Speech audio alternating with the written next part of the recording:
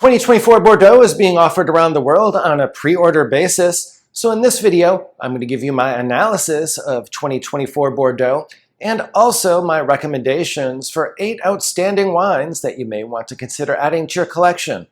So whether you're ordering Bordeaux on a pre-order basis or you're watching this video 2 years from now after these wines have been released on store shelves, this video will be useful for you. Weather always has a big impact on vintage conditions and characteristics in Bordeaux. 2024 was characterized by a lot of rain. This is especially true in spring and early summer. In addition to producing cooler temperatures, the rains also contributed to problems with flowering, fruit set, and also mold and mildew. All these factors reduce yields for producers. And so many wineries are producing much less wine in the 2024 vintage. Fortunately, however, things became more dry and warm later in the summer, which helped to ripen some later ripening varieties like Cabernet Sauvignon. This is definitely going to be a vintage where it's difficult to generalize and you need to assess the wines on a producer-by-producer basis. In many instances, it was the producers that were well-financed and able to battle the harsh conditions and fight some of the problems with mildew in the vineyard that fared the best.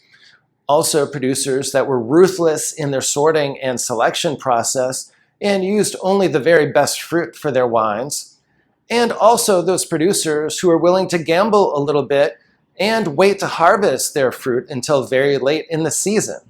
Even though the wines will need to be assessed on a producer-by-producer basis, there are some high-level characterizations that apply to 2024 across the board, the first of which is lower alcohol by volume levels. Most of the wines from 2024 Bordeaux will have 14% alcohol by volume or less.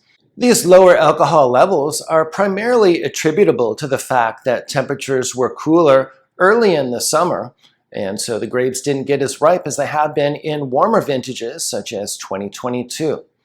In fact, some producers even needed to chaptalize or add sugar to their must pre-fermentation to ensure that their finished wine would have adequate alcohol by volume and body. A number of producers were also adding a higher percentage of press wines to their blend to help add structure and tannin and some richness to their blends. The cooler early summer temperatures also contributed to high acidity levels in the wine. And so these wines have abundant acidity and freshness. The best 2024 Bordeaux are definitely going to be characterized more by elegance and freshness, and certainly not by power and concentration, like some recent vintages. 2024 Bordeaux is definitely a vintage for drinkers. These are going to be wines that you'll be able to enjoy on the younger side. Everyone always likes to compare vintages, and the consensus seems to be that 2024 Bordeaux is definitely a level up from challenging vintages like 2013 and 2021. If I was going to have to try to identify some comps, I would probably go with 2002 for the left bank and 2004 for the right bank. In general, I think that the right bank had a slightly better vintage, but again, it's going to be important to choose wines on a producer-by-producer basis and not just generalize according to left bank or right bank. Bordeaux is certainly a very diverse region, and although the red wines justifiably get a lot of attention, it also produces many outstanding white wines and sweet wines, among other things. Oftentimes, when red wines struggle a little bit, white wines and sweet wines can be particularly strong. And so it was with 2024. This is going to be an excellent vintage for white wines in particular. The cooler early season temperatures help preserve acidity and freshness in the white wines, and then the warmer temperatures in July and August allowed grapes like Sauvignon Blanc and Semillon to achieve full ripeness. So if you're a white Bordeaux fan, you'll definitely want to keep an eye out for some of the white wines as they come out. 2024 should also be a strong vintage for sweet wine, although due to some of the problems with mildew, it may be a vintage that has extremely low production. One of the things that I appreciate about Bordeaux, and that I wish more regions around the world would embrace, is reducing prices when conditions so dictate. And certainly now is a time for producers to exercise restraint and use sharp pricing to help encourage consumers to purchase wines. And fortunately, it seems like Bordeaux has gotten the message, as pricing has been extremely reasonable relative to recent vintages, with many producers lowering their prices by almost 40% compared to the 2023 levels, which were in turn down substantially from the 2022 vintage. With that by way of background, it's almost time for me to reveal my recommendations. But before I do, I should mention that at least my personal approach for the 2024 Bordeaux vintage is going to be to insist on extremely sharp pricing from producers before making a purchasing decision. And so you'll see that theme running consistently through these wine recommendations. For that reason, my recommendations are also going to be limited to wines that have been priced as of the early time in which I'm recording this video. So if you'd like me to do another video on 2024 Bordeaux that contains some additional recommendations based on wines that are priced in the next 4 or 5 weeks, please let me know in the comments below. Just quickly, in terms of tariffs, most of the retailers are not including tariff pricing at this time. It's my understanding that many will wait and see if tariffs are still in effect when these wines are delivered in a couple years. At that time, consumers would have the option to either pay the tariff or to perhaps defer delivery until a future date and have the wines continue to be stored in France in the hopes that the tariffs would be eradicated at some point in the future. For those of you who are torn between either purchasing wine futures or waiting until these wines are released to make a purchasing decision, you should remember that if you're interested in buying large formats, either to celebrate a birth year or other special occasion that took place during 2024, or perhaps just because you like big bottles, then you'll definitely want to consider futures, as this is by far the best time to get large formats. This is so because the wines have not yet been bottled, and so producers are able to accommodate increased demand for large formats much easier now. We're going to start out strong with a wine that's a candidate for wine of the vintage. This is a wine that comes from legendary second growth Bordeaux producer Chateau Montrose. Montrose is located in Saint-Estèphe on Bordeaux's left bank. Significantly, Montrose has dramatically lowered its price for the 2024 vintage despite the quality of its offering. It's extremely unusual to be able to get a Montrose for less than $200 per bottle, yet the 2024 vintage has been priced at just $116 per bottle. Montrose has been firing on all cylinders for the last 15 years or so, as once it was acquired by new ownership in 2006, they underwent an extremely costly €55 million renovation of the winery, as well as a reinvigoration of the vineyards. These investments have paid substantial dividends, and the wines have been remarkably high in terms of quality for the last 12 to 15 years or so. The other exciting development for Montrose is the fact that they've limited the production of their top wine to include only fruit from Terrace 4. In practical terms, this means that they're using only their very, very best parcels for the top wine. The Terrace 4 vineyards for Montrose are located close to the river and also very close to the chateau. This is ideal terroir for the production of extremely high-quality Cabernet Sauvignon that's shared by only some of the very best producers in Bordeaux, including Latour, Ducasse, and Margaux. Montrose uses a very strict selection of fruit for its top wine and typically only includes around 35% or so of their fruit in their top wine. This is a wine that often matures for around 18 months or so in 60% new French oak, but that can vary a little bit by vintage. 2024 does not seem to be a vintage where I'm going to be seeking out a lot of second wines, but one that may qualify for an exception is made by Montrose, as that's definitely one of my favorite second wines, and pricing for that wine is going to be in the 30s, so that's definitely extremely attractive as well. Next up is a wine that's one of my very favorite classified growth Bordeaux for bargain hunters. Better still, this is a wine that you can enjoy on the very young side, especially for a classified growth Bordeaux, generally within the first 2 to 3 years or so, but it will certainly keep for up to 15 years. This producer also has a very interesting backstory. While it's a fifth growth in the 1855 classification of Bordeaux, it was initially left off by accident. The owner was not going to stand for this. She was an extremely feisty woman, and she ended up collecting decades of sales records and meeting with the regulators to ensure that they went back and they fixed this mistake and included Chateau Contamel in the 1855 classification of Bordeaux, which they ultimately did, and which is one of only 2 changes to the 1855 classification of Bordeaux that have taken place to this day. If you know the other change, let me know in the comments below. The 2024 Cantemerle is selling on futures for as little as $27 per bottle, which is a remarkable price for a classified growth Bordeaux. This wine has been well received by critics that have reviewed it so far. The 2024 Cantemerle consists of 73% Cabernet Sauvignon, 18% Merlot, 7% Cab Franc, and 2% Petit Verdot.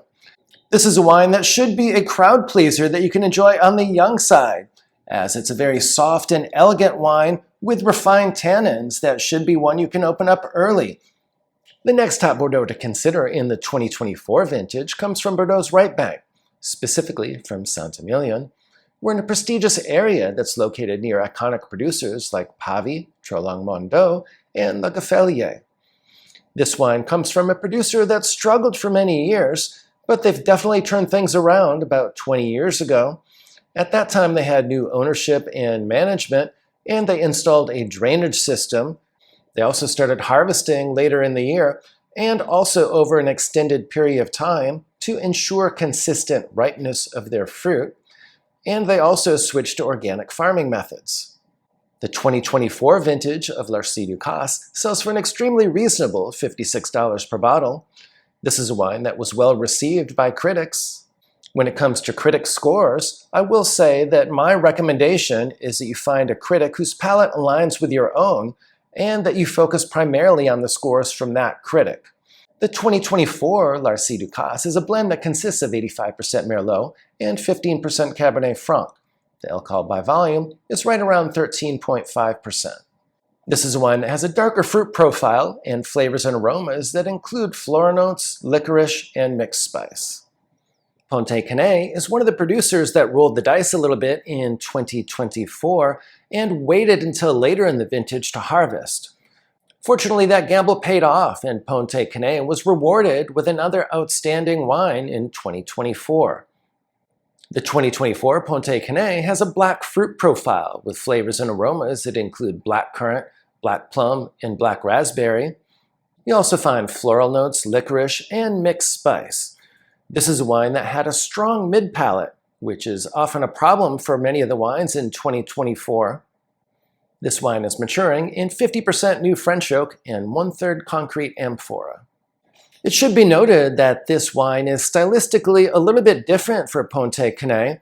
I hear many viewers say that they either love or hate Pontet Canet, and oftentimes one of the things I find from people who are critics of Pontet Canet is that they think it's a little bit more New World or modern in nature.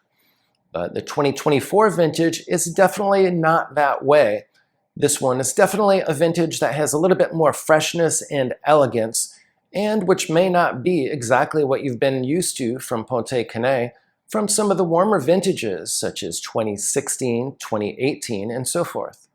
So this is definitely a wine you may want to try, even if you haven't been a huge fan of Pontet Canet in the past, as this one will be selling for around $89 per bottle and is an extremely impressive effort.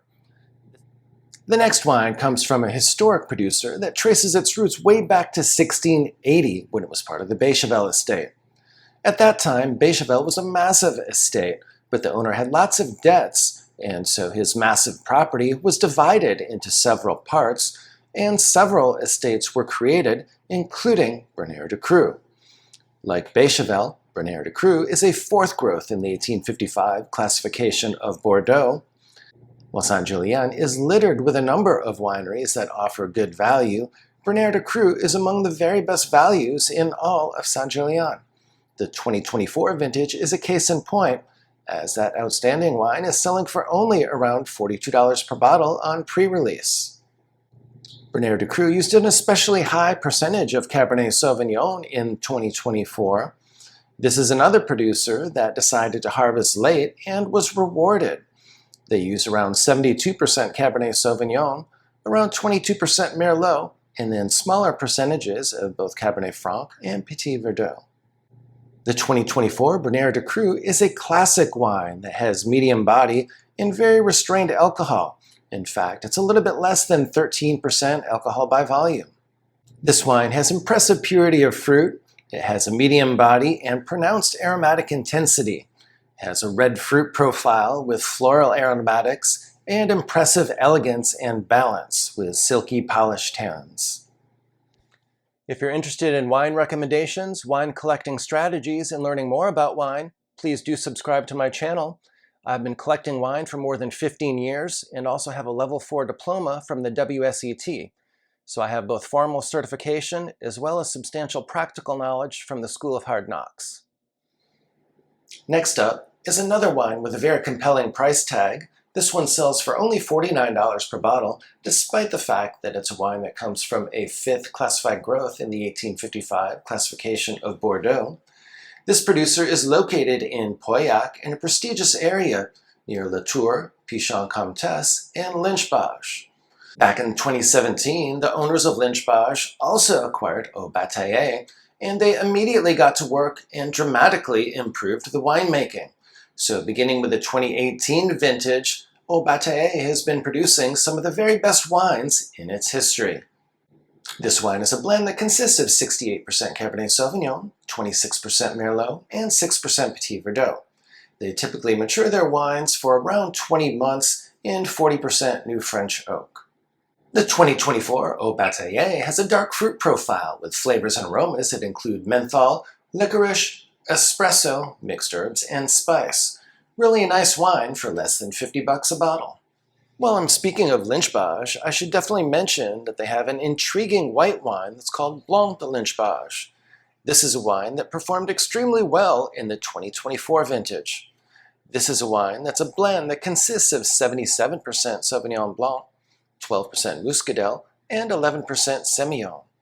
This wine has classic flavors and aromas of boxwood and citrus.